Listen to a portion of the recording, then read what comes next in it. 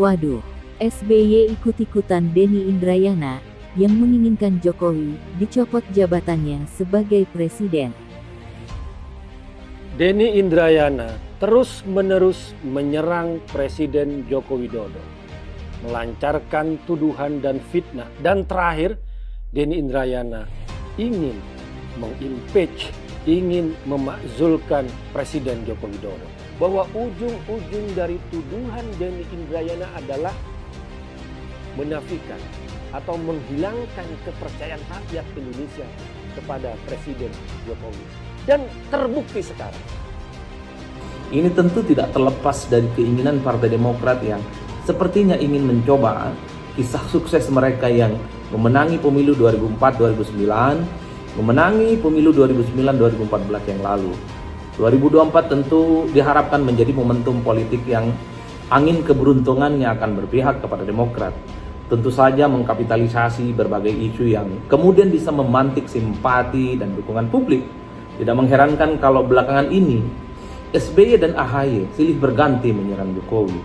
SBY dan AHY silih berganti mendowngrade segala hal yang sudah dilakukan oleh Jokowi.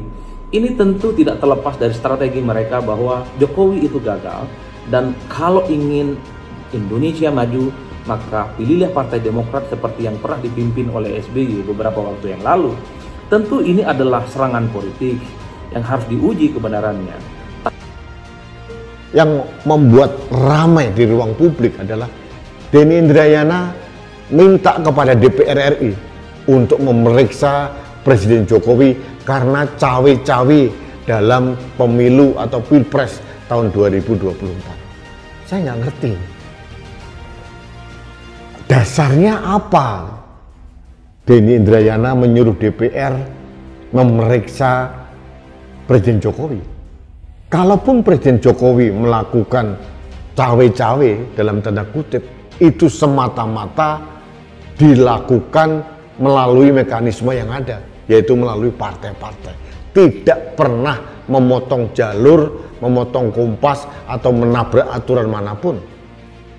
Dan menurut saya sangat wajar kalau Presiden sebelumnya ini menginginkan seperti apa calon penggantinya. Dan ini ternyata bukan juga hanya dilakukan oleh Presiden Jokowi. Tahun 2014 pada saat akhir pemerintahan SBY, SBY pun juga melakukan hal yang sama. Ada buktinya. Dikatakan bahwa SBY akan mendukung Prabowo dan Hatta Rajasa waktu itu kalau mau melanjutkan pembangunan yang sudah dirintis oleh SBY. Apa bedanya dengan Presiden Jokowi yang sekarang? Aturan mana yang dilanggar oleh Presiden Jokowi?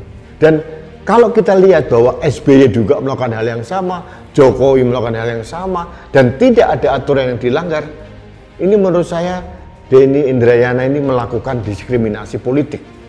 Kalau SBY dibenarkan, dicari dalil-dalil pembenaran, tapi kalau Pak Jokowi itu dipersalahkan. Jadi menurut saya Denny Indrayana ini mulai kepanik. Saya tak tahu paniknya apa.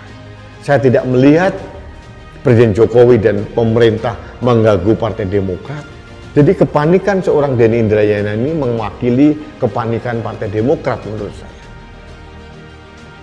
Mantan Wakil Menteri Hukum dan HAM Denny Indrayana disebut ngaco karena berniat memakzulkan Presiden Joko Widodo atau Jokowi. Adapun upaya tersebut dengan mengirimkan surat terbuka kepada pimpinan DPR RI. Hal ini disampaikan politikus Partai Solidaritas Indonesia, Guntur Romli. Dia menilai, pernyataan Denny itu tidak akan membuat pengaruh apa-apa. Menurutnya, dengan adanya upaya Denny tersebut, malah menguatkan dukungan masyarakat terhadap Presiden Jokowi.